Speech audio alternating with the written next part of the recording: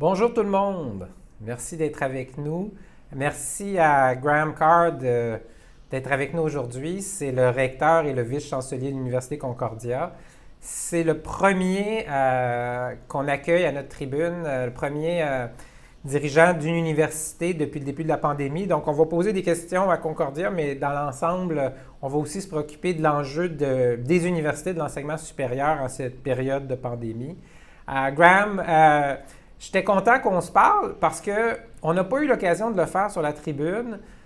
Tu es entré en poste en décembre dernier, si je ne m'abuse. Dans tes premiers 100 jours, j'imagine que tu n'avais pas prévu gérer une pandémie, gérer un arrêt des activités en présentiel, tout ce que ça a comporté. Donc, quelle entrée en poste. Je pense qu'en même temps, pour vous, ça a été des ajustements, mais il y a des choses que vous faisiez déjà. Je ne pense pas que les cours en ligne, c'est pas nouveau, mais c'est sûrement le volume plus le fait qu'il y a beaucoup de gens qui, après ça ou maintenant, ne sont pas en présentiel du tout. Donc, on va avoir l'occasion d'y revenir. Et je pense qu'on devrait aussi se donner comme objectif dans cette conversation de regarder vers l'avant et peut-être même au-delà de la pandémie. Les universités, c'est un pilier de la métropole et vous êtes sur une lancée, les universités de la région métropolitaine, dont Concordia, avec des nouveaux bâtiments, des nouvelles matières, des nouveaux étudiants de partout dans le monde. Donc, regardons aussi vers l'avenir. Donc, sans plus tarder, Graham, je te cède la parole. Puis, pour ceux qui nous écoutent, comme à l'habitude, après quelques minutes, on aura l'occasion d'échanger et on posera quelques questions à Graham. Donc, à toi la parole. Alors, merci Michel et merci à toutes et à tous de votre présence virtuelle. C'est un format qui nous permet d'être tous à la table d'honneur ensemble. La pandémie a bouleversé nos vies, que ce soit au travail ou à la maison. Nous nous demandons maintenant à quoi rassemblera la nouvelle normalité après la COVID. Mais selon moi, la question à poser est plutôt comment pouvons-nous façonner la nouvelle normalité? Et comment l'université, en collaboration avec d'autres partenaires civiques et économiques, peuvent-elles imaginer un avenir audacieux pour Montréal après la COVID? Montréal possède un atout exceptionnel qui la distingue de la plupart des grandes villes, une économie de savoir extrêmement forte. Montréal est la capitale canadienne de la recherche. Nous avons des entreprises d'envergure mondiale dans de nombreux secteurs. Nous avons des écoles de gestion de qualité mondiale et une culture entrepreneuriale des startups en plein essor. Nous profitons d'un accès d'importants consortiums industrie-université en recherche et développement, ainsi que du soutien du Fonds de recherche du Québec. Les universités sont une pierre angulaire de l'économie du savoir. Seul Boston rivalise avec Montréal pour le titre de la capitale nord-américaine de l'enseignement supérieur. Nos universités attirent des talents des quatre coins du monde et contribuent à leur rétention. Cette diversité nous procure un énorme avantage. Elle stimule l'innovation, elle contribue au dynamisme de Montréal et elle est plus importante que jamais en cette période de collaboration interculturelle à l'échelle planétaire.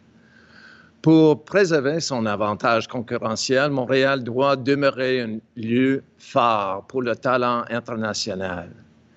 Examinons 3 domaines où le talent a permis à Montréal de développer des grappes d'expertise exceptionnelles. Lorsque la crise sanitaire prendra fin, ces domaines seront plus essentiels que jamais à notre bien-être collectif et ouvriront des nouveaux marchés internationaux sans précédent. Nous vivons sur une île, alors voyons ces domaines comme des ponts vers l'avenir. Le premier domaine est celui du numérique. Comme le montre cette causerie virtuelle, la pandémie n'a fait qu'accélérer la révolution numérique. Montréal est une pôle pour l'industrie des jeux, l'intelligence artificielle, l'art numérique, les effets visuels, le cinéma et les nouveaux médias. Nous avons donc tout ce qu'il faut pour devenir un centre d'excellence mondial du numérique. Pensez à Ubisoft, à CGI, Mila, à l'Université de Montréal, l'École polytechnique et HEC et Moment Factory. Pensez au Centre pour la cybersécurité à Concordia. Pensez au nouveau pôle d'innovation Encore 5G à l'ETS. Mais pensez aussi à la SAT ou à Hexagram, le centre de recherche en arts médiatiques de l'UQAM et Concordia. Il est clair que Montréal possède l'expertise numérique dont le monde a besoin dans de nombreux domaines complémentaires de haute gamme. Un deuxième pont vers l'avenir est le domaine de la santé et des sciences de la vie. La pandémie a mis en lumière l'importance de la santé publique et le rôle vital de la recherche en santé et surtout la santé communautaire. Là encore, Montréal possède des atouts extraordinaires. Par exemple, des établissements comme le Neuro, l'Institut de gériatrie, l'Institut Armand-Frappier et l'Institut de cardiologie. Nous sommes aussi la seule ville du Canada à avoir 2 facultés de médecine, toutes 2 de très haut calibre. Et le Centre Perfond de Concordia est la plus grande installation d'Amérique du Nord consacrée à la recherche en santé préventive. Pensons également au-delà de la médecine et de la santé. Le printemps dernier, McKinsey a publié un rapport sur les transformations qui pourraient générer la biorévolution dans le paysage concurrentiel. On y décrit le lien de plus en plus solide entre l'innovation en sciences biologiques et l'accroissement exponentiel des percées technologiques. La biologie synthétique qui marie la biologie au génie est un axe central de cette biorévolution. À Concordia, nous avons jeté les bases d'une grappe de recherche et développement en biologie synthétique en établissant la première fonderie de génome du Canada. Après ce que nous avons vécu durant la première phase du COVID, imaginez si nous pouvions aligner nos ressources dans le domaine de la recherche en santé, en sciences et génie, pour faire de Montréal un haut lieu de savoir sur le bien-être. Le troisième pont vers l'avenir que je vois pour Montréal est le développement durable des villes.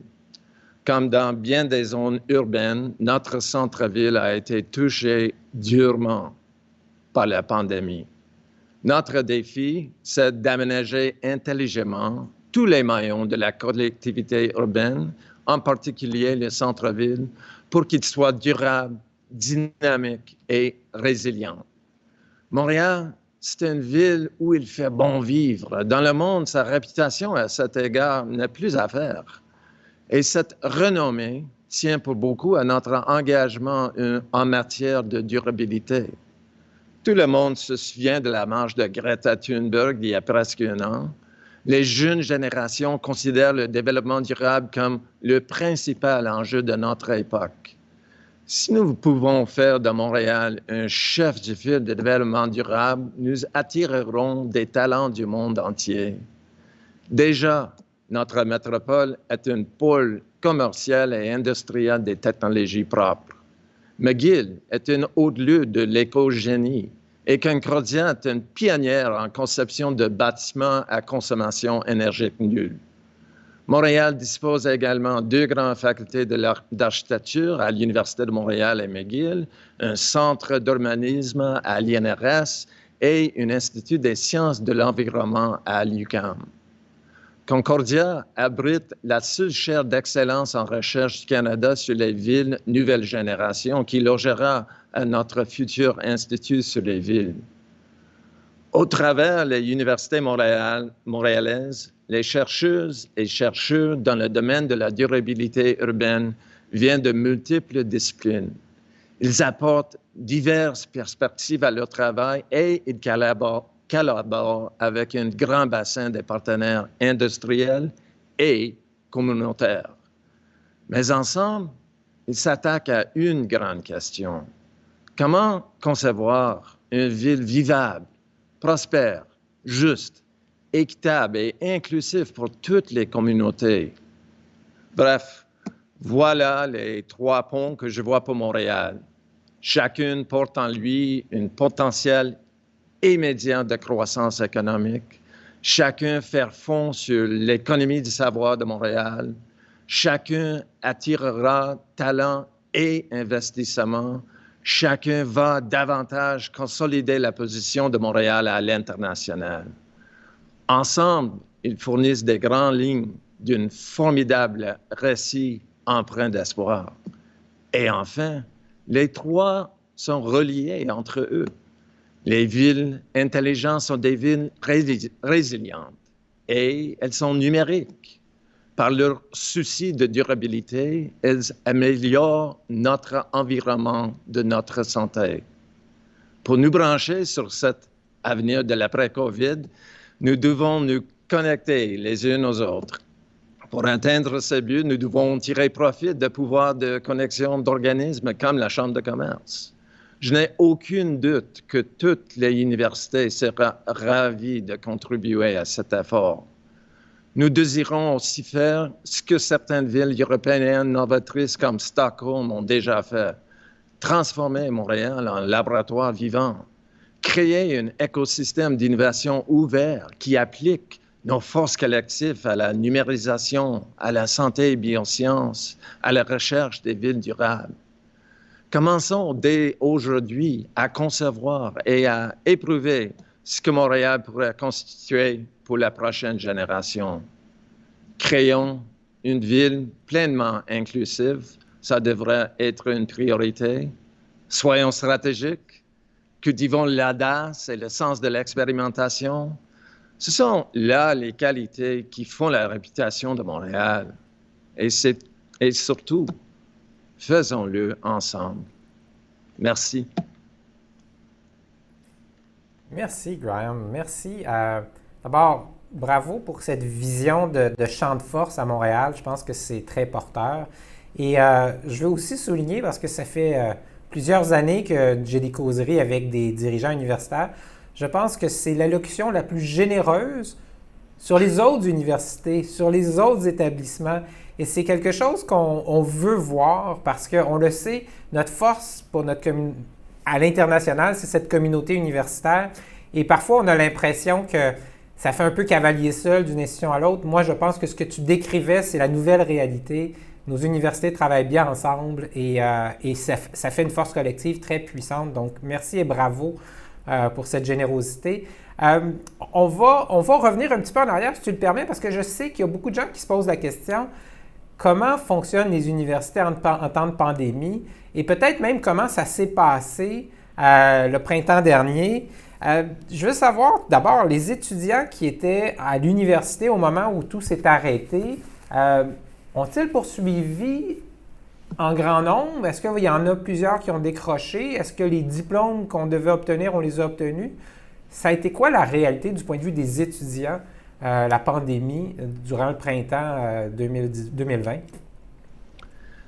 Alors, Michel, oui, c'était très évident que la pandémie a touché très fort les étudiants, pas juste à Concordia, mais au travers le réseau universitaire québécois.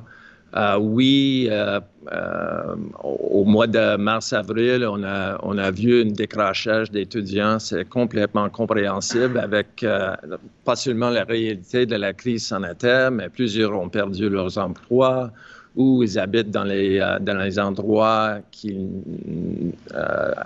avec une déficience de technologie pour poursuivre les cours à distance. Alors, je ne peux pas minimiser l'effet que les étudiants ont subi. Sauf que le fait intéressant, au mois de juin, on a la plus grande classe de diplômés qu'on a jamais vécue à l'université dans toute notre histoire. Alors, ça veut dire qu'en même temps, la grande plupart de nos étudiants ont poursuivi leurs études, ils ont fait la transition à distance et ils ont fait preuve d'une résilience impressionnante aussi. Je pense que c'était la même chose autour d'autres universités. Et de plus, pendant les sessions d'été, les inscriptions, on a vécu les inscriptions les plus fortes qu'on a jamais vécues. Et tous les cours ont été donnés à ligne et on a vécu le décrochage le plus faillible pendant l'été aussi. Alors, les chiffres sont vraiment intéressants au sujet de résilience étudiante.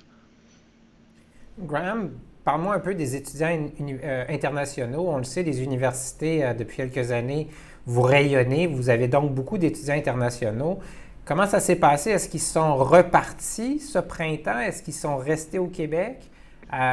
Comment vous avez gardé le lien avec les étudiants internationaux? Bien, quelques-uns ont reparti, c'est vrai, mais la grande plupart ont décidé de rester ici à Montréal. Et nous avons fait tout ce qu'on peut pour rester branchés avec eux. C'est vrai que dans plusieurs cas, les gens étaient vraiment coincés ici à Montréal, même s'ils veulent retourner chez eux, c'est pas possible avec les difficultés de voyage, etc. Mais pour la plupart, les étudiants qui étaient déjà inscrits, les étudiants internationaux qui étaient déjà inscrits à l'université, ont resté ici à Montréal. Le défi maintenant, c'est faire l'accueil aux nouveaux étudiants étrangers. Oui. Graham, let's shift to English perhaps for one question or a few questions. Digital learning is not new. I understand. I think 65% of Concordia students had already taken at least one course online. How did you prepare? I understand right now that everything will be online. Did the university kind of help the teachers to prepare? How did you make sure that everything would be available on time? I think that everybody's coming back to school in a few days now. Yeah, so I have to say, Michel, it's been a really heroic effort by the personnel inside the university, our faculty and our staff. Not only did they work extremely hard in March and April to deliver the semester for our students, but throughout the summer, they've been working very hard to adapt their courses for online delivery. The big advantage that we have is that we made the announcement in late April, beginning May, that we would be delivering the fall semester online. So people have had time to prepare and to focus on that. And we've mobilized our teaching and learning services to try and support faculty members in the delivery of those courses, but also to deliver for students a wider range of online services that will help them, we hope, feel like they're part of a community, feel like they're part of the university, feel like they're part of Concordia, even if physically they can't be here. And so there are some exciting developments that are happening there as well. We've prepared something that we're calling a homeroom for new students, new to Concordia. We set a limit of 500 spaces where students would come in and they would be assigned to small groups with peers, have the opportunity to talk to students who are perhaps in their third or fourth year about the program, have the opportunity to talk with professionals in the university about different subjects, and develop a bit of an esprit de corps. And we've barely launched that, and the demand is already pushing us right to the limit. So we know the appetite is there from students to be part of that virtual community. We all know, for those of us, and I've been to university, that one of the value of university, one of the social values is the network that you develop. You work hard late at night, teamwork. So eventually there's something there that is usually beneficial for life. Do you feel that it's a loss right now for the students that they would not get that kind of social bonding that they would get if they were physically on site? So there's no question that we're all experiencing a loss of opportunities to work with colleagues face to face. I think no matter how well work from home has been going in different organizations, including our own, one of the things that we know is that people miss the camaraderie, and that's certainly true for students as well. So the challenge, I think, is not to focus on what we're losing, but to focus on what we can create alternatively to support those students. So the reality is that the world of work is changing. And more, the world of work is a virtual world. It's a world where you need to develop networks. You need to learn to develop networks at distance. You need to learn how to function in teams using technology in ways that are very different. If I think about our classrooms in the fall, Concordia is a very diverse place. 23% of our students are international students, and you see that in the classroom. But the reality in the fall is going to be very different. The international nature of our classrooms themselves will be international because we'll have students in Paris, in New York, in Hong Kong, in London, in Vancouver, in Rimouski, and that changes things. And I think what we need to find is a way to help students develop the skills to network with each other in that environment and to maybe explore some of the opportunities that the digital environment creates that aren't available in person. Of course, we're all lamenting the loss of in-person activities, but it's a reality. We need to deal with it, and we need to find creative ways to move forward. A small technical question, but how do you deal with the different time zones? Hong Kong, Paris, Rimouski? So what we've tried to do is encourage our faculty to record all of their lectures so that they're available anytime, anywhere in the world. And that's actually one of the advantages of online, is that it creates flexibility for students. So students, it seems counterintuitive, but in many ways the online learning experience can be more personalized than the in-class experience. Some students find it much easier to participate by asking questions through email or a chat room than raising their hand in a large lecture hall. They find it easier to communicate with a faculty member by sending an email maybe at 2 o'clock in the morning than trying to find that faculty member in their office hours. So, our goal is to try and make as many of our courses accessible to students anytime, anywhere. I'm not sure we'll get to 100% in this fall, but that's certainly our ambition. Tell me, I suspect that even if it's a bit early, you can see the long-term presence of online courses. You said, we're shifting to a digitalized world. What are the implications for the need for space, infrastructure for a university like Concordia? And eventually, sub-question, how do you see the tuitions evolving, given perhaps the new reality? So the space question is a really critical one, and I know you had Monsieur Plamondon last week talking about Pomelo talking about the impact of space on office building construction. As you know, especially our downtown campus is a vertical campus, and before the pandemic hit, we were really up against the wall in terms of our space needs because of the growth that Concordia had experienced over the last several years. What I would say, Michelle, is that our need for space is not going to change because the size of our student population remains large and our research activity continues to grow. But the configuration and use of that space will undoubtedly have to adapt to a new reality.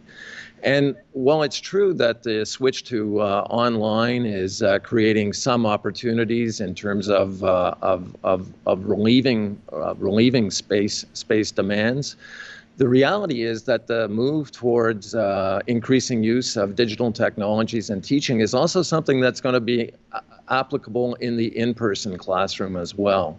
So I think that it's too early to say entirely what the impact on space will be, but we're certainly a university that had extraordinary space demands before the pandemic, and I don't see those changing, frankly, in the period afterwards. Particularly if there are situations where we need to allocate more space to carry out activities which, in the present context, we're doing with less space. You did not respond to my sub-question. My son was envisaging going to U.S. University this year, and when he heard that the fees were not going to be reduced while he was going to get all the courses online, he decided to postpone going to university. How do you see the impact on tuition? And it's not to say that you have to commit to anything, but do you see that as changing the dynamics of tuitions?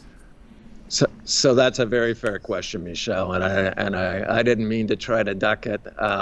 The reality, a couple of things. First of all, Quebec has, if not the lowest or almost the lowest tuition in all of North America, and probably the most robust subventions, loans and bursary programs for students as well. So that's an important characteristic of the Quebec higher education scene. Secondly, the reality is, you mentioned that 65% of Concordia students had taken at least one online course before COVID happened. Those students paid the same tuition for a course online as they did for a course in person.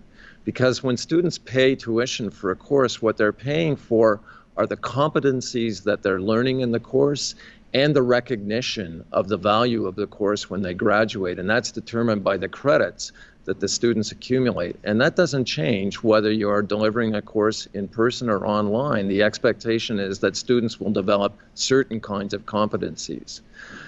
Look, the comparison with the United States, I think this is a day of reckoning for many American universities, which have been charging tuition rates that are extraordinary.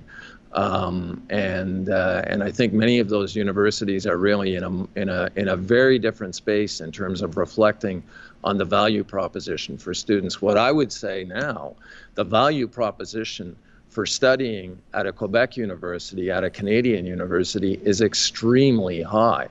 And hopefully, if students elsewhere in the world are more reluctant to pay high tuition fees, or perhaps to travel to countries where the welcome mat isn't out the way it used to be and the way it is in Quebec and elsewhere, they'll look at us as an option going forward, taking into account that the universities in Montreal are world-class universities. Concordia for the last 2 years has been ranked by Times Higher Education and QS, the other major ranking company in London, England, as the top university less than 50 years old, not just in Canada, but all in North America. And Université de Montréal, McGill, HEC, Poly, these are UQAM, these are all great world-class universities. So we need to find ways to continue to bring students here, and our tuition advantage is one of those. Graham, ma prochaine question, tu lui as presque répondu. Je me posais la question, dans une période de pandémie, comment vous faites pour faire votre marketing, convaincre des étudiants potentiels à l'étranger de s'inscrire à Montréal? Tu parlais de la proposition de valeur. Peut-être nous éclairer un peu si ça devait durer, là, on parle de quelques mois encore, mais si ça devait durer, comment vous allez vendre la valeur de Concordia à l'étranger dans les prochains mois? Est-ce que ça change vos approches? Ben ça, c'est une bonne question et absolument, ça va dépendre le durée de la pandémie. Je peux vous dire, Michel, que dès le début du printemps, on était en contact presque quotidiennement avec nos étudiants étrangers pour répondre à leurs questions, pour s'assurer concernant l'offre qu'on va faire. Il faut rappeler que la raison principale pour laquelle les étudiants nous choisissent, et je pense que c'est pareil pour les autres établissements, c'est la qualité de nos programmes académiques et de nos programmes de recherche. Et ça ne changera pas. Alors ça, c'est une chose. Deuxième chose, on sait que Montréal, c'est une ville étudiante sans pareil au Canada et même à l'Amérique du Nord. Et ça, c'est un atout aussi. Oui, si la pandémie continue pendant 1 an, 18 mois, n'importe combien de temps, il faut faire encore plus d'efforts pour les convaincre de rester ici. Nous avons l'aide du gouvernement fédéral et du Québec, je dois dire, parce qu'ils ont pris une décision que les étudiants étrangers peuvent faire la moitié de leurs études à distance et ça va compter pour eux s'ils veulent être les citoyens ou les résidents permanents du Canada. Ça nous aide beaucoup de point de vue politique.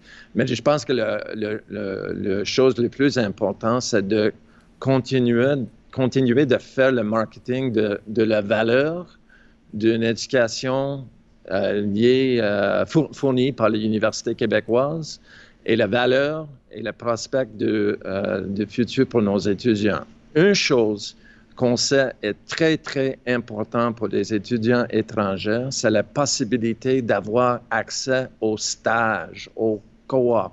Et ça, c'est un enjeu que la communauté d'entreprises à Montréal peut nous aider. Parce que même les stages à distance, dans un contexte de télétravail, ça c'est très, très, très important. C'est très attirant pour les étudiants étrangers.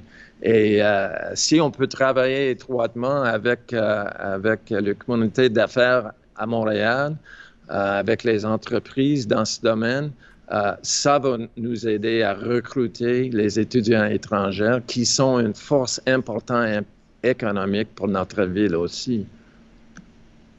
Graham, peut-être que tu peux nous aider à comprendre la dynamique, et tu en as glissé un mot, la dynamique des étudiants internationaux qui, dans bien des cas, désirent peut-être s'installer au Canada, s'installer au Québec ou à Montréal. On a eu beaucoup de débats politiques sur le programme de l'expérience québécoise, le fameux PEC. Tu viens de parler donc de cette volonté potentielle des étudiants de venir étudier dans une université comme Concordia, mais à travers des stages, à travers l'expérience de travail, s'installer ici. Es-tu satisfait de l'évolution finale du PEC et as-tu l'impression que les étudiants internationaux perçoivent encore qu'à travers les universités, c'est une porte d'entrée pour vivre et travailler au Canada? La question qui tue, hein, Michel?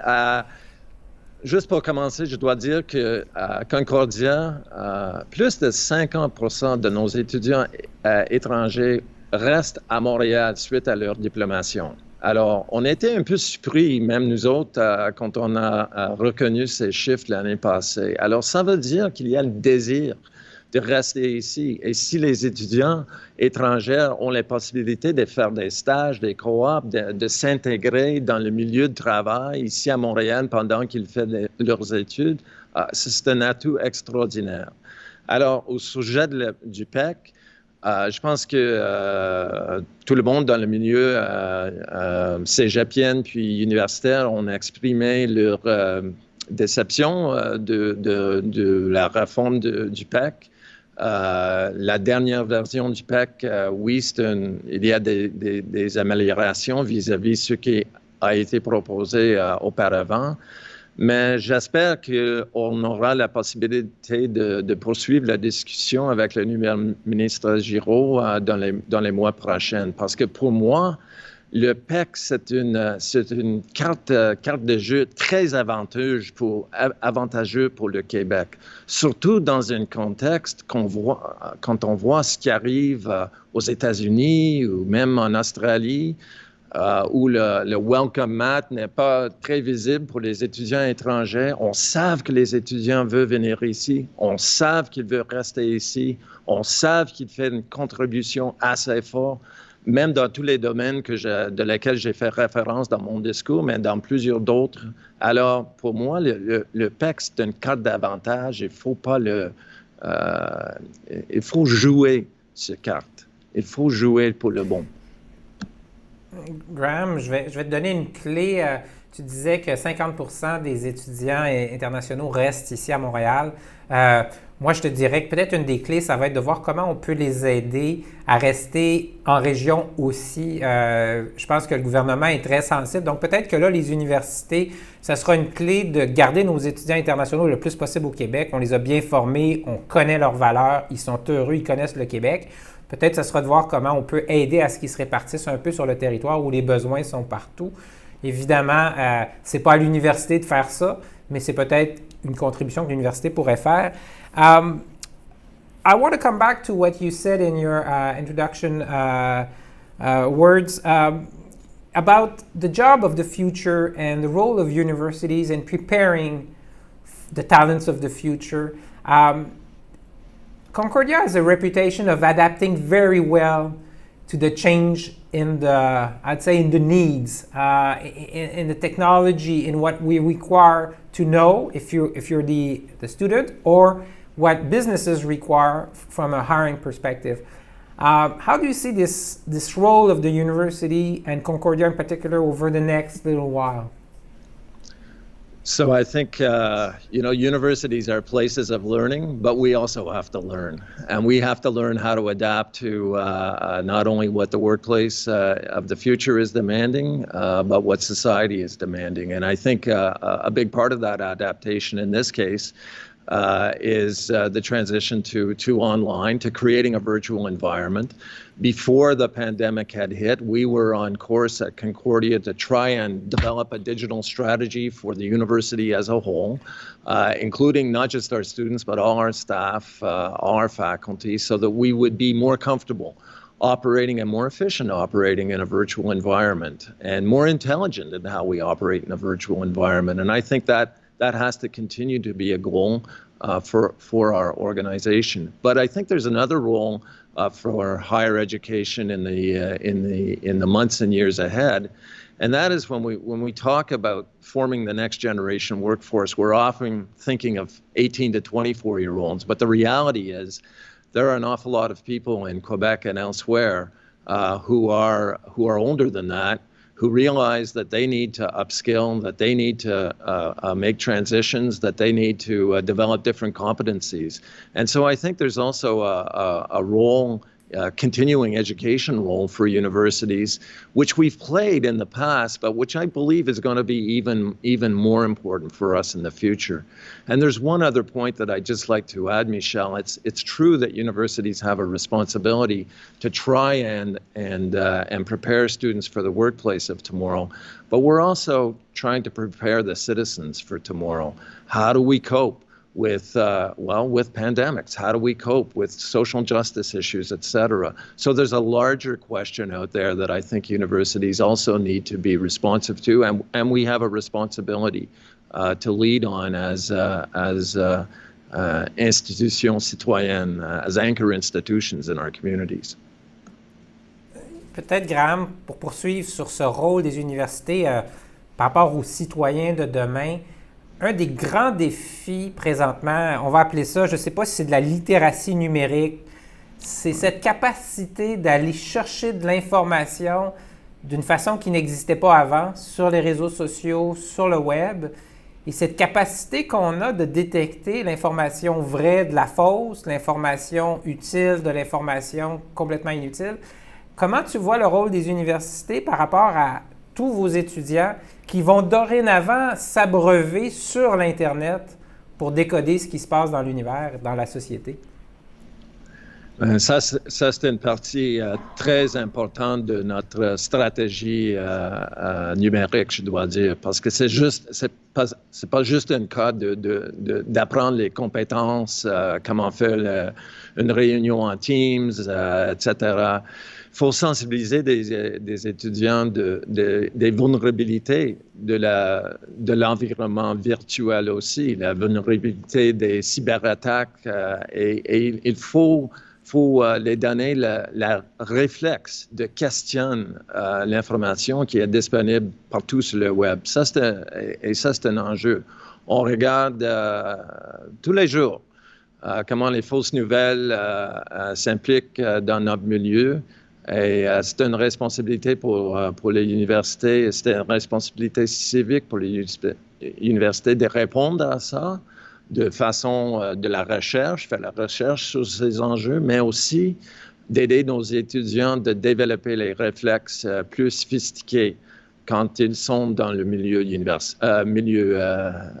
virtuel. Peut-être toujours dans le domaine de la responsabilité sociale des universités, on voit ce qui se passe aux États-Unis, l'enjeu de la diversité, tout le mouvement Black Lives Matter. Concordia a toujours été, me semble-t-il, à l'avant-scène de cette sensibilité à la diversité, à la justice. Est-ce que la crise actuelle qu'on voit de l'autre côté de la frontière vous amène à revoir certaines pratiques, à ajuster encore davantage vos processus? C'est important de penser que chez nous aussi, on a une responsabilité? Oui, alors la diversité, c'est un fait important, c'est un atout important pour Concordia. Je peux donner quelques chiffres. La plupart de nos étudiants, 70% de nos étudiants viennent du Québec, mais 23% viennent d'ailleurs. Mais fait saillant, 25% de nos étudiants parlent français comme langue maternelle, mais plus que 50% de nos étudiants parlent ni français ni anglais comme langue maternelle chez eux. Alors, la vaste majorité de nos étudiants sont au moins biculturels, bilinguistiques. Alors, la diversité, c'est très important, c'est où nous sommes. Je pense que ça nous aide d'être une université novateur aussi. Mais dans le contexte actuel, si on parle des défis pour les peuples autochtones au travers le Canada, si on voit ce qui arrive aux États-Unis avec le mouvement Black Lives Matter, oui, il faut que nous, chez nous, réfléchir à qu'est-ce qu'on doit faire pour améliorer nos services aux étudiants, pour s'assurer que nous sommes une place d'accueil, de vrai accueil pour les étudiants qui viennent de diverses communautés. Et qu'est-ce qu'on peut faire dans le domaine de recherche aussi pour avancer les discussions dans la place publique autour de ces sujets. Ça, c'est une autre responsabilité universitaire. Alors, nous avons eu beaucoup de discussions pendant les derniers mois à l'interne de l'université avec des étudiants noirs, avec notre personnel, avec nos profs. Nous sommes en train de planifier une annonce qui sera faite dans les prochaines semaines. Mais c'est vraiment un enjeu important, pas juste pour nous, mais j'ai fait référence à une société juste, inclusive, dans mon discours auparavant, c'est quelque chose qu'on doit prendre à cœur. Graham, just the last question I had was about the efficiency of, let's say, the new collaboration in the times of the pandemic regarding research. We need research. Research should not slow down. At the same time, we all know that within the university community, people meet, people travel, people do one session in a different university just to get a different environment to carry on their research. Do you fear that research might be slowed down during this time of pandemic? No, I don't. There's certainly some research that has been slowed down. So the obvious example is research with human subjects because of public health restrictions on the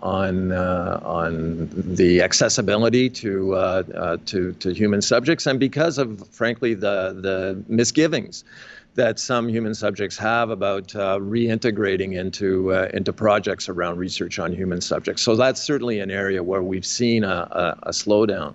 On the other hand, I think what people are learning is that there are extraordinary collaboration opportunities using the digital environment, and so different networks are functioning. They found alternative ways to function. Virtual conferences, sometimes more effective conferences because they're more focused in a Zoom environment. One of the other things that I would say is that I think here Quebec has an extraordinary advantage, which is based in our history. You know, I spoke earlier about the clusters that we've created, the consortia that we've created, the industry academic consortia, CRIAC in aerospace, for example. Also, the brilliant strategy of the Fonds de Recherche Québec to finance regroupement stratégique, which allowed Quebec researchers across the whole province to work together in large teams. That spirit of collaboration is something that's been fundamental to how research has been carried out in Quebec in modern times. So I think it's an asset that we have going forward. It should create the conditions that allow us to be more collaborative going forward and to set an example, frankly, for others elsewhere in the world. And I think that would be another great marketing strategy to attract people to Quebec, to attract high-quality researchers to Quebec, to attract high-quality students to Quebec. If they believe that we have that kind of open innovation ecosystem, that there's a spirit of collaboration that's ingrained in what we do here. Merci beaucoup, Graham. C'est le temps que nous avions. Je te félicite encore comme recteur et vice-chancelier d'une grande université. C'était un environnement pas si facile. Personne ne prévoit commencer dans des conditions de pandémie. Graham, j'imagine que tu vas vouloir être là, mais je rappelle à tout le monde qui nous écoute que le 4 septembre prochain à 11h, on accueille en causerie le ministre du Développement économique, mais en fait ministre de l'Économie et de l'Innovation, Pierre Fitzgibbon, qui va être en conversation aussi avec Rémi Quirion, le scientifique en chef du Québec, et on va discuter de la recherche et de la recherche universitaire et de l'innovation comme pilier de la relance. Je pense qu'on va à ce moment-là parler de tous les sujets qui nous brûlent concernant la relance et concernant comment on va s'y prendre tous ensemble. Donc, c'est un rendez-vous, je rappelle, le 4 septembre à 11h. Merci encore, merci Graham, merci à tout le monde d'avoir été avec nous. Merci Michel. Merci tout le monde.